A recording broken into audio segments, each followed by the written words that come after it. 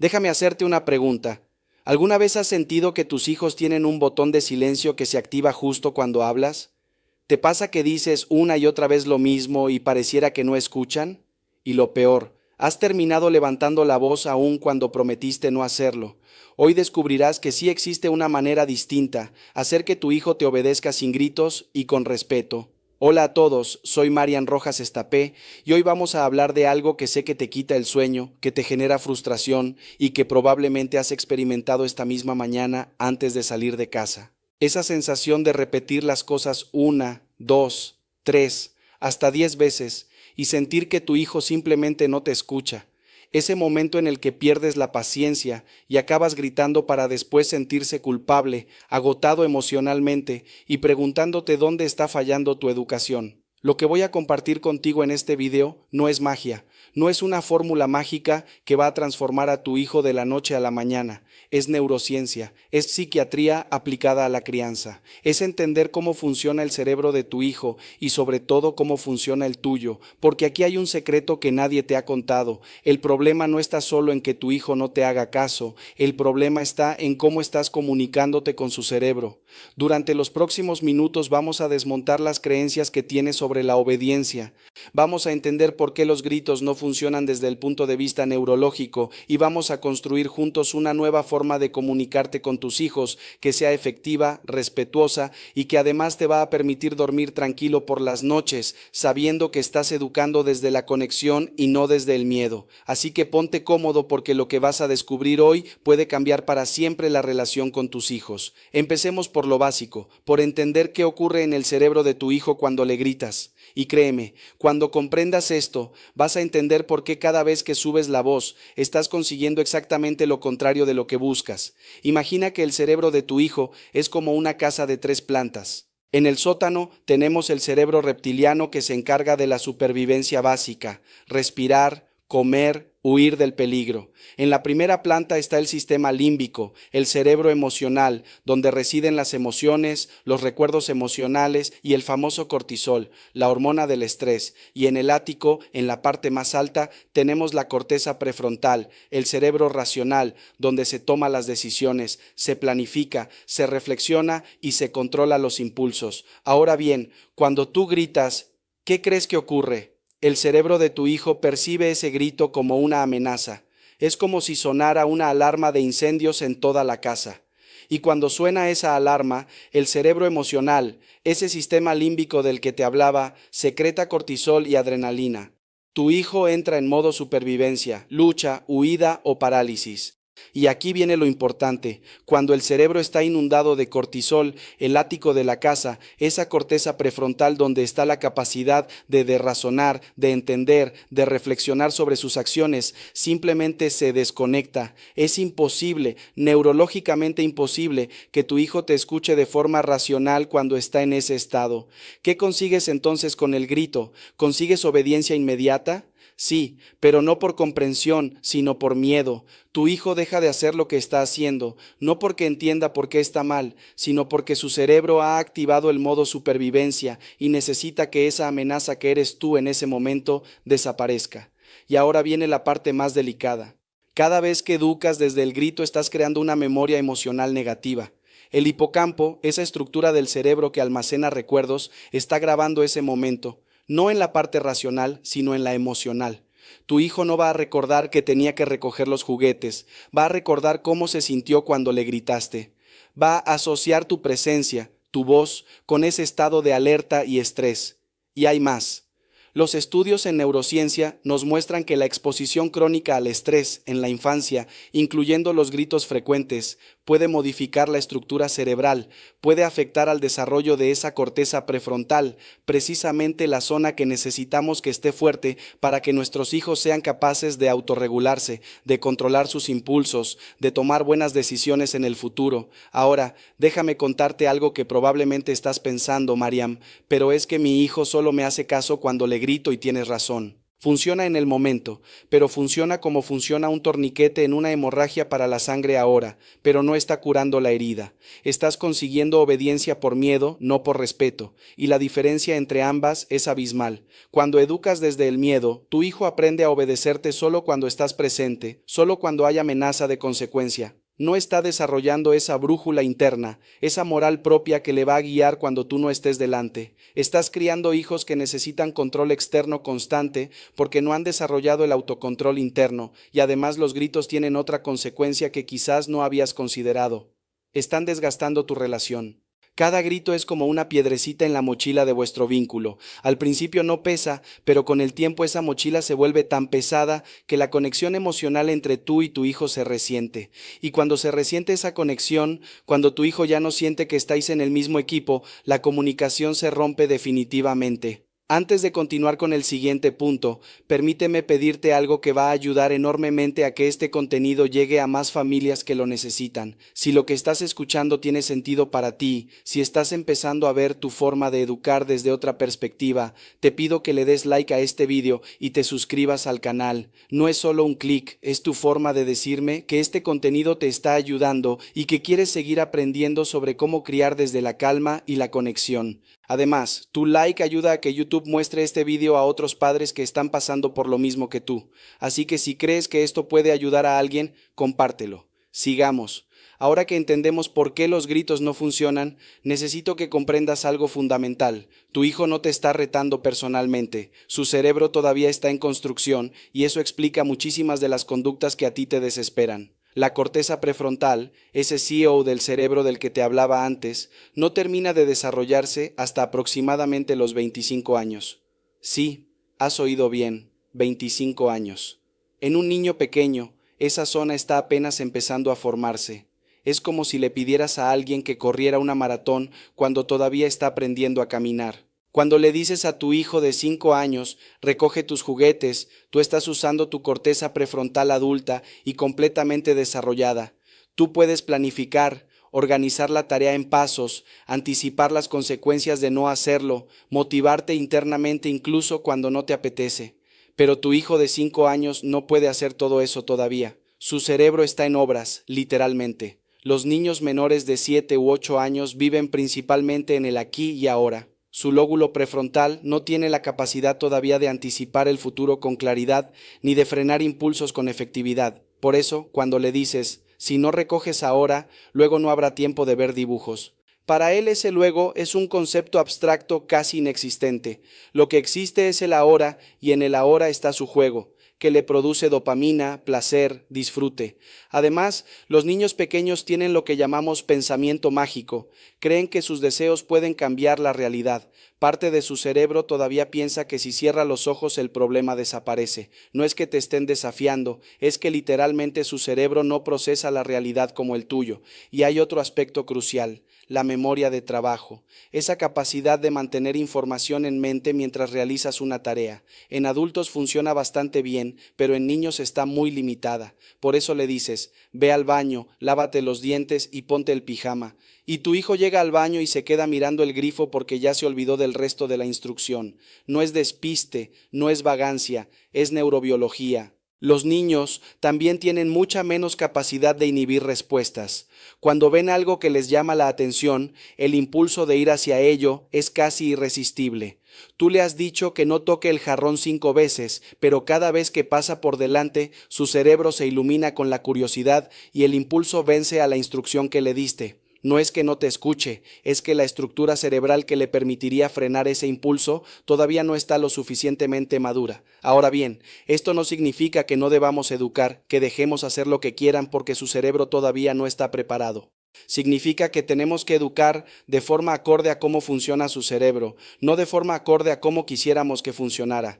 Y aquí entra otro concepto fundamental, la regulación emocional. Los niños no nacen sabiendo regular sus emociones. Esta es una habilidad que se aprende y se aprende principalmente de 2 formas, observando cómo tú regulas las tuyas y mediante la corregulación. Es decir, tú ayudándole a calmarse cuando él no puede hacerlo solo todavía. Cuando tu hijo tiene una rabieta porque porque no le compras ese juguete, su amígdala, el centro de alarma del cerebro, está secuestrando toda su capacidad de razón. En ese momento no puede calmarse solo. Necesita que tú seas su corteza prefrontal externa. Necesita que tú te mantengas calmado para que su sistema nervioso pueda empezar a regularse en sintonía con el tuyo. Pero, ¿qué hacemos normalmente? Nos desregulamos nosotros también, nos enfadamos, nos frustramos y entonces tenemos dos cerebros emocionales fuera de control, el suyo y el tuyo.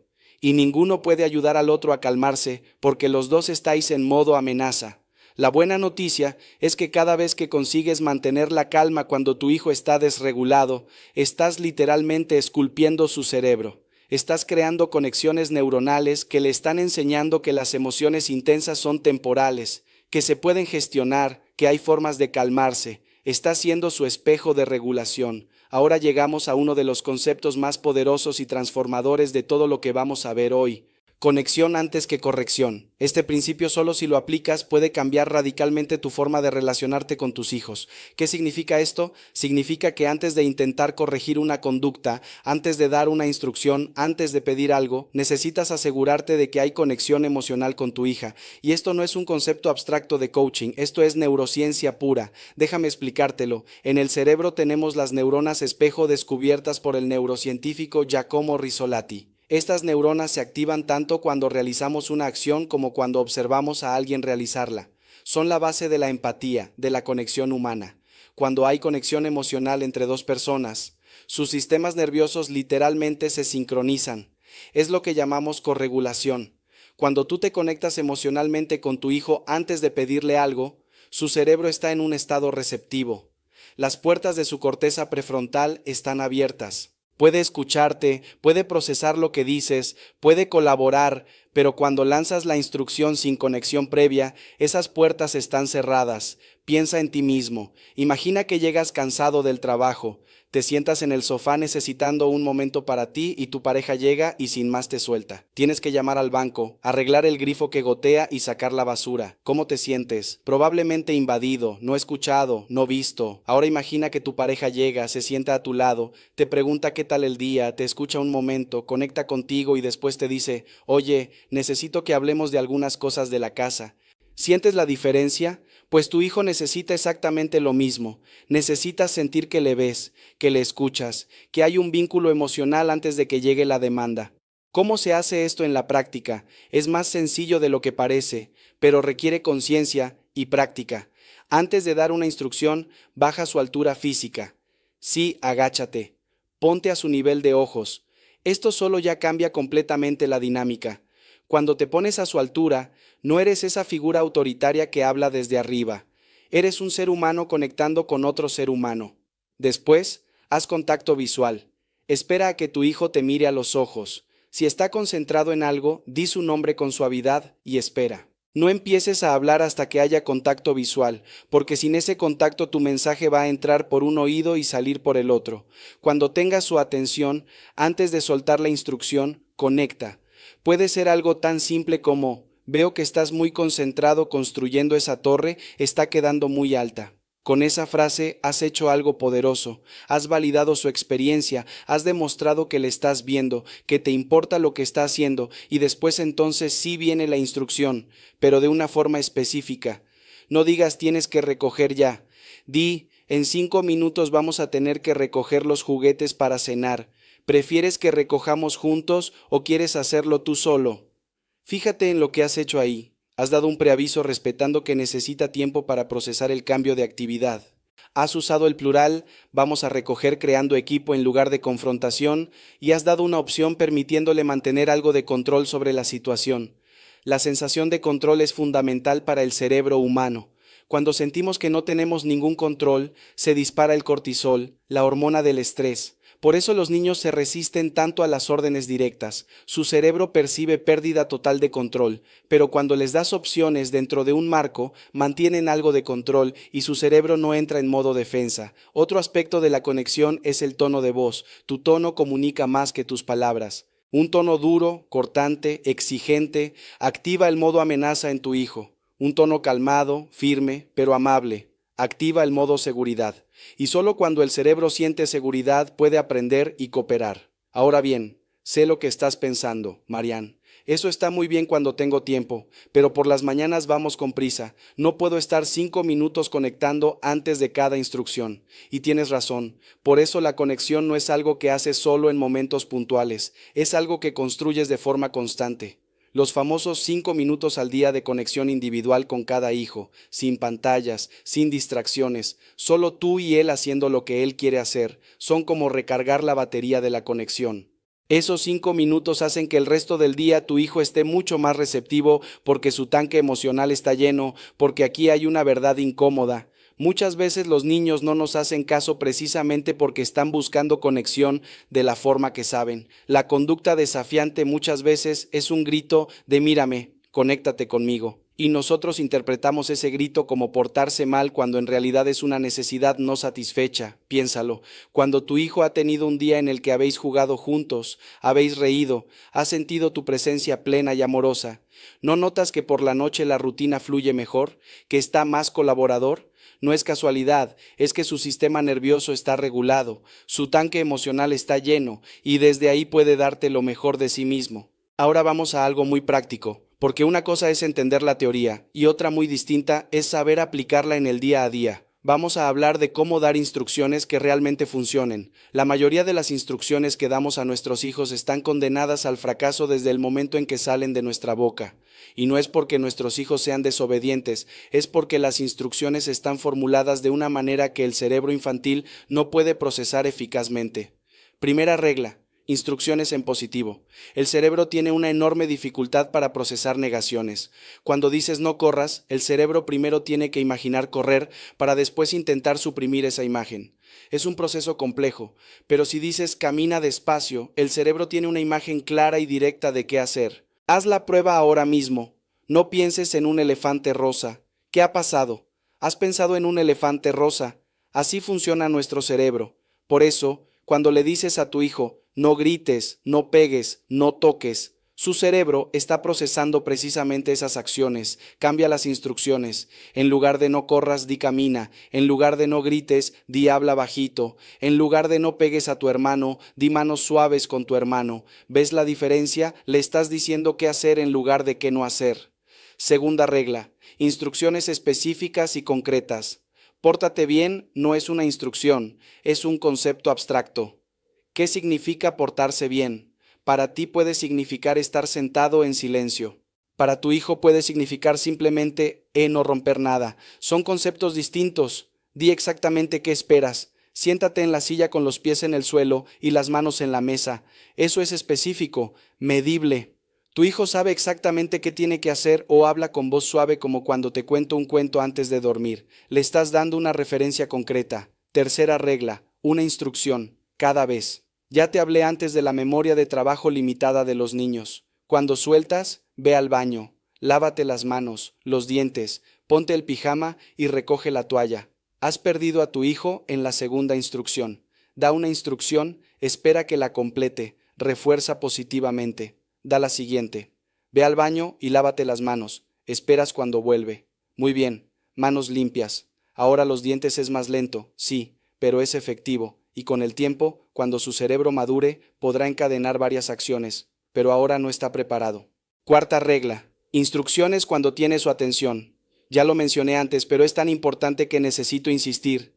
Gritar instrucciones desde otra habitación mientras tu hijo está concentrado en otra cosa es completamente inútil. Su cerebro no va a registrar tu mensaje. Ve dónde está. Espera tener contacto visual. Asegúrate de que te está escuchando. Puedes incluso pedirle que te repita lo que acabas de decir para asegurarte de que el mensaje llegó. ¿Qué es lo que vas a hacer ahora? Si puede repetírtelo, la información llegó al cerebro. Si no puede, necesitas repetir de nuevo con más claridad. Quinta regla. El tono importa tanto como las palabras. Una instrucción dicha con tono de exasperación, irritación o enfado dispara las alarmas en el cerebro de tu hijo. Una instrucción dicha con tono calmado pero firme comunica seguridad y expectativa clara. Practica el tono neutro y calmado, incluso cuando por dentro estés desesperado. Tu hijo no necesita conocer tu estado emocional interno en cada momento, especialmente si ese estado es de estrés o enfado. Necesita un adulto regulado que le transmita calma y claridad. Sexta regla, refuerzo inmediato cuando obedece. Aquí es donde muchos padres fallan. Estamos tan acostumbrados a señalar lo que está mal que nos olvidamos de reconocer lo que está bien. Y el cerebro aprende muchísimo mejor por refuerzo positivo que por castigo. Cuando tu hijo hace caso, inmediatamente reconócelo. Has recogido los juguetes cuando te lo he pedido. Muchas gracias. Eso me ayuda mucho. No es solo muy bien, es específico. Le dices qué ha hecho bien y qué efecto positivo tiene. Esto crea un circuito de dopamina. La dopamina es el neurotransmisor del placer y la motivación. Cuando tu hijo experimenta que hacer caso genera reconocimiento y una sensación agradable, su cerebro va a querer repetir esa conducta. Estás literalmente entrenando su cerebro para que cooperar se sienta bien. Y aquí va algo contraintuitivo. Los niños prefieren atención negativa a no tener atención. Si la única forma en que consiguen tu atención es portándose mal, van a portarse mal. Pero si obtienen atención, conexión y reconocimiento cuando cooperan, van a cooperar más. Por eso es tan importante pescar a tu hijo haciendo las cosas bien. Está jugando tranquilo, te acercas y le dices, me encanta lo concentrado que estás, se ve que disfrutas mucho construyendo, está comiendo sin quejas.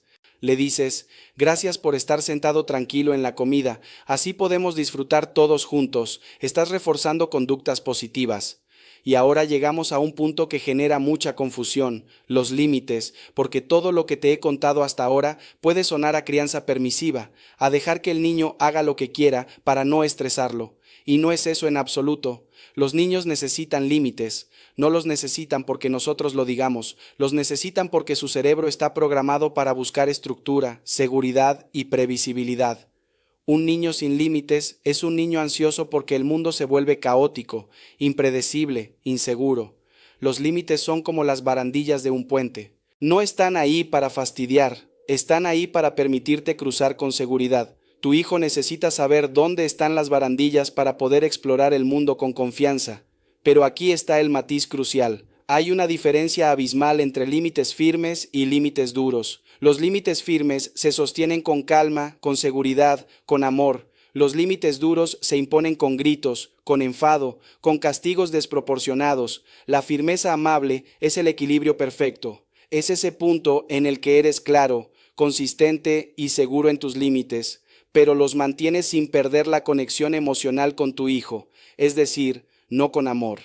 ¿Cómo se ve esto en la práctica? Imagina que tu hijo quiere comer dulces antes de cenar. Desde la firmeza dura dirías, ya te he dicho que no, siempre estás igual, nunca haces caso, pues ahora no hay dulces en toda la semana. Hay enfado, hay castigo, hay desconexión. Desde la firmeza amable dirías, entiendo que te apetezcan los dulces, a mí también me encantan. Y vamos a comerlos después de cenar. Ahora necesitas comer comida que nutre tu cuerpo. ¿Prefieres empezar por el pollo o por las verduras? Hay validación emocional, hay límite claro, hay conexión, hay opción dentro del marco. Fíjate en los componentes de la firmeza amable.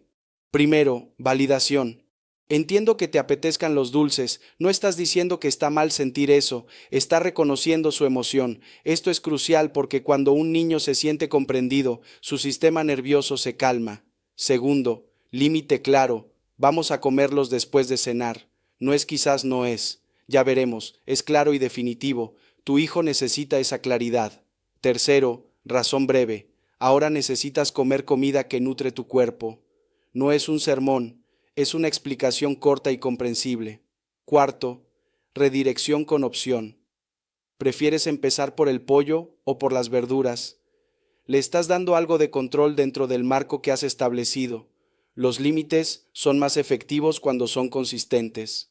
Si hoy dices que no a los dulces antes de cenar, pero mañana porque estás cansado dices que sí, el cerebro de tu hijo se confunde, no sabe qué esperar, y cuando el cerebro no sabe qué esperar se estresa y van a testar constantemente el límite para ver si hoy es un día de sí o un día de no. Por eso la consistencia es una forma de amor, no es rigidez, es previsibilidad. Tu hijo sabe qué esperar y eso le da seguridad. Obviamente habrá excepciones, la vida no es rígida, pero esas excepciones tienen que ser eso, excepciones, no la norma variable. También es importante que los límites sean apropiados a la edad. No puedes esperar que un niño de 3 años esté sentado quieto 1 hora. Su cerebro no está diseñado para eso, pero sí puedes esperar que permanezca sentado durante la comida, unos 15 o 20 minutos. Conoce el desarrollo evolutivo de tu hijo y ajusta tus expectativas. Y cuando tu hijo traspasa un límite, que lo va a hacer porque es parte del desarrollo normal testar límites, mantén la calma, el límite se sostiene igual, pero sin drama. Veo que has tirado el agua al suelo. El agua va en el vaso, no en el suelo. Vamos a limpiar juntos. Hay consecuencia natural. Aprende pero sin vergüenza, sin humillación. Los castigos desproporcionados no enseñan a generar miedo y resentimiento. Si tu hijo tira el agua y le castiga sin ver la tele toda la semana, ¿qué ha aprendido? Ha aprendido que cometer errores tiene consecuencias enormes y desproporcionadas, lo cual le va a llevar a mentir, a ocultar, a no reconocer sus errores por miedo. Pero si la consecuencia es natural y lógica, tiró el agua, limpia el agua, aprende que sus acciones tienen consecuencias manejables, que los errores se reparan, que puede equivocarse sin que el mundo se acabe. Y ahora llegamos al punto más importante de todo este vídeo, el que puede resultar incómodo porque requiere que te mires a ti mismo, tu propia regulación emocional, porque puedes aprender todas las técnicas, todas las estrategias, todos los conceptos de neurociencia, pero si tú no estás regulado emocionalmente, nada de esto va a funcionar, nada. Tu hijo no va a aprender a regularse viendo vídeos de YouTube sobre regulación emocional. Va a aprender a regularse viéndote a ti. Tú eres su referencia principal de cómo se gestionan las emociones, cómo se responde al estrés, cómo se maneja la frustración. Si cada vez que algo no sale como esperabas, te frustras, gritas, pierdes los nervios, ¿qué está aprendiendo tu hijo? Está aprendiendo que esa es la forma normal de responder cuando las cosas no van bien y va a reproducir exactamente eso. Pero si te ve mantener la calma cuando se derrama la leche, cuando llegáis tarde, cuando algo se rompe, está aprendiendo que los problemas se pueden gestionar sin colapso emocional. Está aprendiendo regulación. Ahora bien, sé que lo que voy a decir ahora puede sonar duro, pero lo digo desde el amor y desde mi experiencia profesional. Muchas veces cuando perdemos los nervios con nuestros hijos, no es realmente por lo que ellos han hecho, es por nuestro estrés acumulado, por nuestras heridas no sanadas, por nuestras propias carencias de la infancia que se activan cuando tu hijo no te hace caso y tú sientes que pierdes el control.